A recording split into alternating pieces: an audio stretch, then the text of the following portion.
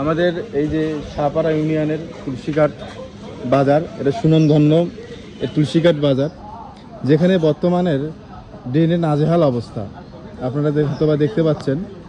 যেখানে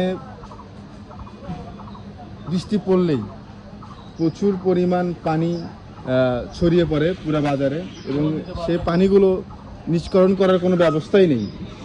এবং এই যে পচা গন্ধ দেখতে পাচ্ছেন, পচে যাচ্ছে, এতে করে দেখা যাচ্ছে যে মশা জন্ম নিচ্ছে, এতে করে বাচ্চাদের অসুবিধা, গন্ধ ছড়াচ্ছে, বায়ু দূষণ হচ্ছে। এবং যখন বৃষ্টি পড়ে তখন পানি এরকম ময়লা পানিটা বাসা বাড়িতে যাচ্ছে, এবং ব্যবসা বাণিজ্য যারা করতেছে তার জন্য প্রচুর অসুবিধা হয়ে যাচ্ছে। তো আমি এই তুলসীঘাট বাজারের উচ্চপক্ষে যারা দায়িত্ব রয়েছে তাদের আমি দৃষ্টি আকর্ষণ করি, তারা যেন সরজমিনে এসে এইগুলো দেখে।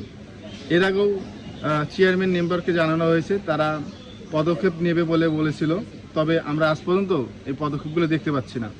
তো আমরা চাই দ্রুত এই অপরিষ্কার জাতীয় যে ড্রেনটা পরিষ্কার করা হোক, নিষ্করণ করা হোক, যেন সাধারণ জনগণ এবং যারা দূর দূরান্ত থেকে এখানে বাজার করতে আসবে তারা যাতে ভোগান্তি না হয়।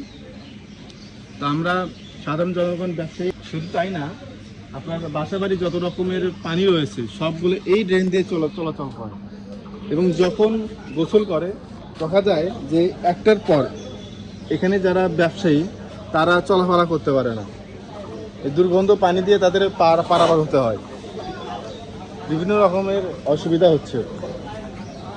তো আমি যারা রয়েছে তাদের দৃষ্টি আকর্ষণ করে বলছি আবারও, যেন তারা সরজমিনে এসে তারা দেখে। এতে করে দেখা যায় যে ময়লা আবর্জনা থাকার কারণে এডিস মশা জন্ম নিচ্ছে, এতে করে সাধারণ শিশুদের অসুখ বিসুখ হচ্ছে। এবং আমাদের যে হাট বাজারে যে একটা টয়লেট থাকে, একটা ব্যবস্থা থাকে, সেই শৌচাগার আমাদের এখানে নেই।